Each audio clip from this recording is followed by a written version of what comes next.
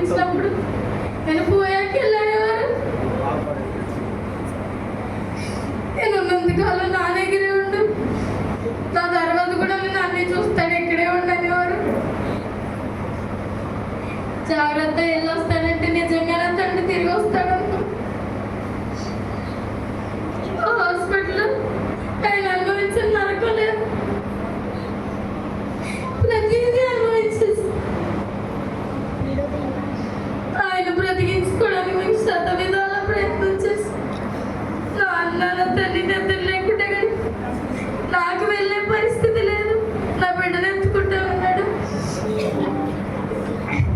నాకు మొదటి బిడ్డ పుట్టినప్పుడు నేను అక్కడ పైన కష్టపడిపోతే లేదు, ఆపరేషన్ చేసేది దానికి అది తట్టుకోలేదు, నా పిల్ల కష్టం భరించలేదు అనేవాడు.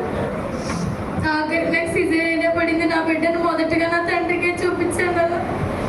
నా తండ్రి ఎత్తుకుని క్లీన్ చేసి కిందకి తీసుకొచ్చే వరకు నా తండ్రి ఎత్తుకుని తీసుకొచ్చాడు. నా తండ్రి పేరే పెట్టుకున్నది జోసెఫ్ లూకా ఆశీర్వాదం అని. గర్భంలో ఉండగానే ఆయన పాటలు వినిపిస్తూ ఉండేదాన్ని. వాడు ఇప్పుడు ఆయన ఏ పాట అయినా పాడేస్తాడు. 2 సంవత్సరాలే వాడికి, కానీ ఏది పొల్లిపోకుండా, అక్షరం పొల్లిపోకుండా పాడతాడు. ఏది తాటపాట చెప్తాడు. నేను తీసుకెళ్ళలేదు, కానీ నీ కొడుకుని తీసుకెళ్ళిపోతాను నాతో పాటు పాడడానికి అన్నాడు. డాడీ మరి మామూలు ఎందుకు తీసుకెళ్ళలేదు అంటే, ఆ ఫీల్డ్ మంచిది కాదురా అనేవాడు. నీ కొడుకు వచ్చాడు కదా, నీ కొడుకుని తీసుకెళ్ళిపోతాను, నా దగ్గర వదిలేను. రేపు డిసెంబర్ నుంచి నా కొడుకుని నా తండ్రితో పంపేద్దాం అనుకో.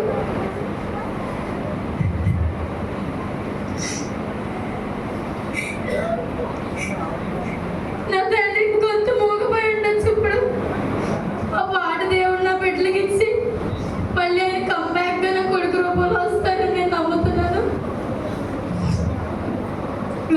నా పిల్లల్ని ఆయన రీతిగానే పాటల ప్రపంచంలోకి నేను పంపించాలని ఆశపడుతుంది. నా గర్భంలో నా చిన్న కొడుకుని దేవుడు తను ఎత్తుకుంటాడు అనుకున్నాను, కానీ ఆయన నాకు మళ్ళీ కొడుకుగా పుట్టాలని కోరుకుంటున్నాను. నా బిడ్డలిద్దరిని ఆయన నిలుపుగానే ఈ మ్యూజిక్ ప్రపంచంలోకి పంపించాలని ఆశపడుతున్నాను. దేవుడు కార్యం జరిగించినట్లుగా ఈ ప్రార్థనలో జ్ఞాపకం చేసి ఏది లోడ్ చేయలేదు, ఏది అడిగితే అది ఇచ్చాడు. మీకు ఏది కావాలని ఇస్తాను, నాకు చదువుకోవాలంతే మంచిగా. ఆయన చెప్పినట్టే ఇద్దరం మంచిగా చదువుకున్నాం. ఏది చదివినా మా ఇద్దరికి ఫస్ట్ ర్యాంక్ లేదు. మేము చదువుకున్నాం. ఆయన ప్రపంచంలోకి మమ్మల్ని ఎప్పుడు తీసుకురావాలని ఆయన అనుకోలేదు. అందుకే మీలో మాకు ఓన్లీ ఒక 10% మంది తెలిసాము. మీరందరూ ఆయనకి తెలుసు, కానీ మీరందరూ మాకు తెలియకపోవడం కొంచెం బాధాకరమే, కానీ మమ్మల్ని క్షమించాలి. నాకు పెళ్ళైనప్పటికీ నా భర్త అల్లుళ్ళ కాదు, ఆయనకి కొడుకులాగా. ఇంట్లో 3 కొడుకుల్లో ఉండేవాళ్ళు. ఎవరో ఎప్పుడైనా మాట చదువుతాడు. నా తల్లి ప్రార్థన సపోర్ట్ చేస్తూ ఉంటే ఆయన పాటలు పాడి రాత్రి అనక పగలనుకు వచ్చి ఒక్కొక్కసారి మీరు రావాలని శ్రమ 4-5 ప్రోగ్రాంలు ఒక రోజే చేసేవాడు. ఎలా వెళ్తున్నావు డాడీ అని. ఆయన లేకపోవడం నాకు చాలా బాధ. ఈరోజు ఇంతమంది అమ్మాయిలు వచ్చారు, నాకు అంతమంది ఉన్నారు, నేను పాట పాడితే ఇలా అని ఇంటికి వచ్చి నాకు చెప్పారు. కానీ ఈరోజు మీరు అందరూ వస్తే ఇది చూడాలి. ఆ తండ్రి ఇంత త్వరగా వెళ్ళిపోతాడని అనుకోలేదు.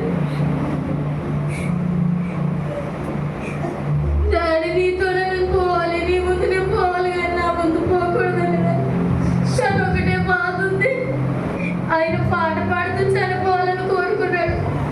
నేను ఆయన హాస్పిటల్లో జాయిన్ అయిన దగ్గర నుంచి అదే ప్రార్థన చేస్తున్నాను. దేవుడా, నా తండ్రిని బయటికి తీసుకొచ్చి పాట ద్వారా చనిపోవాలనుకున్నాడు కదా. ఏ పాటతో అయితే మొదలు పెట్టాడు ఆ పాటతో ముగిపోవా గర్వంగా చెప్పుకునేలా చేయి.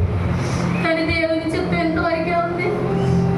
13 ఏళ్ళు నేను ఇప్పుడు మొదలు పెట్టానమ్మా అని చెప్పేవాడు. పాటల పరిచర్య. ఇప్పుడు నా తండ్రికి 54 సంవత్సరాలు. 18వ సంవత్సరంలో సరైన పాటల ప్రపంచానికి ఆయన పరిచయం అయ్యారు.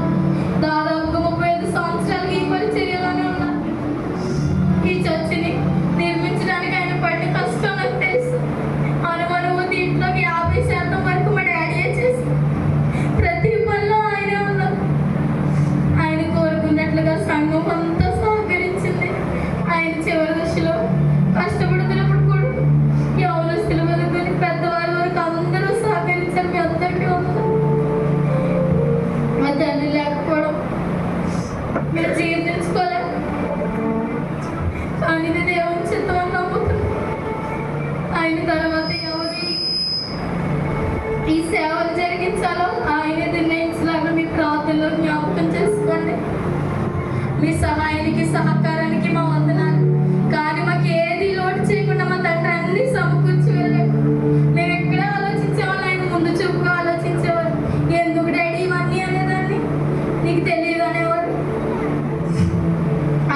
సిద్ధపరిచేయాలి.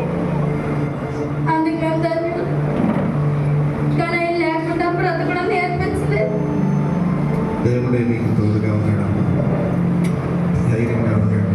ఎందుకు వచ్చినందుకు వందనాలు.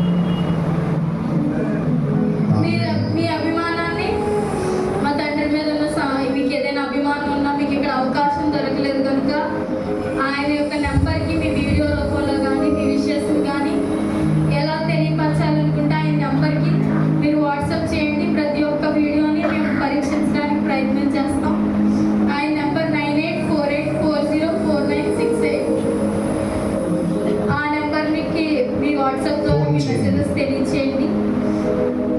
దేవుడి చిన్న సాక్ష్యం దీవించుకుంటాం. కుటుంబాన్ని ఆదరించును గాక.